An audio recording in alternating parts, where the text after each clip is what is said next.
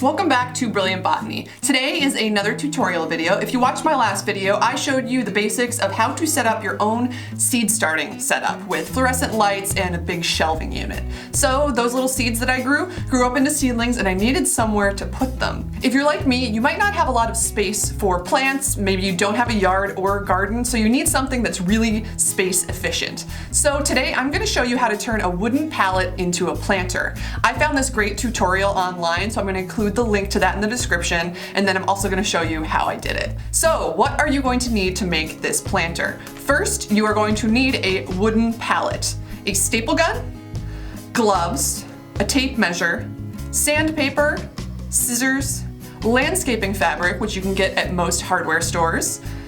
Optionally, you can get some chalkboard paint and a paintbrush, and then you need goggles because we always put safety first. Now, a note about the pallet. You want to find an HT or heat-treated pallet. Some pallets are treated with chemicals, and if you're going to be eating the plants you're putting in this, you don't want those chemicals getting into the plants. I got this free pallet and the other one by just cruising around an industrial neighborhood that had free pallets and checking to see if it had HT written on it, like you can see here.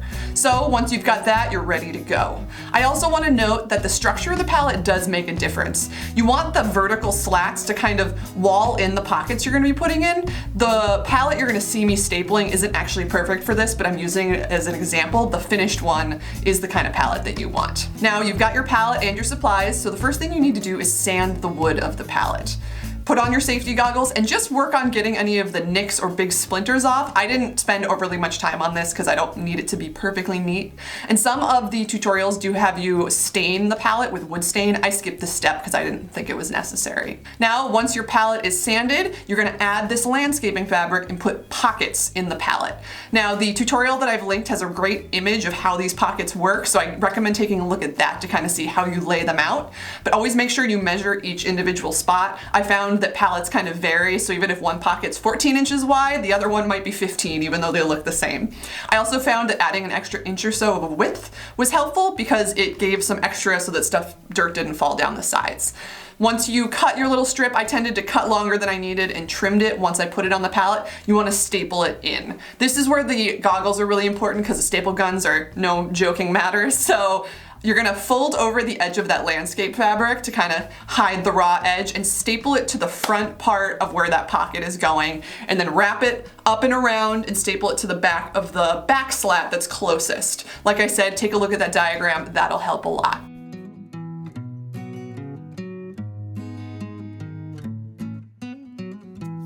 So this is what the pocket looks like. Once you've got one, you want to do the rest of them.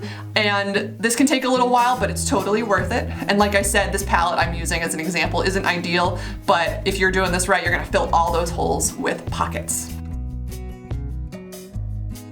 Now, you've got pockets. The tutorial does also recommend covering the entire back with landscape fabric. I didn't do this on the one you're seeing here, but I did do it on my finished one. That kind of helps catch any dirt and any water, I guess, that falls through. You optionally can also add on some chalkboard paint on each slat, which I did on this guy. It helps me identify what stuff is, especially when it's small, and it's fun. I do recommend, though, I tried using masking tape to create a clean line, and it stuck to the landscape fabric, so it kind of ruined it a little bit when I was pulling it off, so don't use masking tape, use painter's tape. All right, and now that you have your pockets done, you need two things to plant this planter. That is soil and seedlings. You just want to fill those pockets with soil, nice and full, but not so that they overflow, and then just put those seedlings in like you would with any other pot. Make sure after you first transplant them to water a lot because that'll help the roots grow. If you did the chalkboard paint, you're going to want to write what's on there, and now you're good to go. Say hi. That's not saying hi. Okay. If you make your own planner, I would love to see it. Please feel free to share it with me on Instagram, Tumblr, Twitter. I'm Brilliant Botany on all of those platforms. Or you can shoot the picture to me in an email. I am Claire, C-L-A-I-R-E, @brilliantbotany.com. Now, I filled my planter mostly with herbs that includes some calendula, spilanthes, basil, catnip. I think that's it. There's probably one more. Lemon balm and lemon mint. Those are the last two.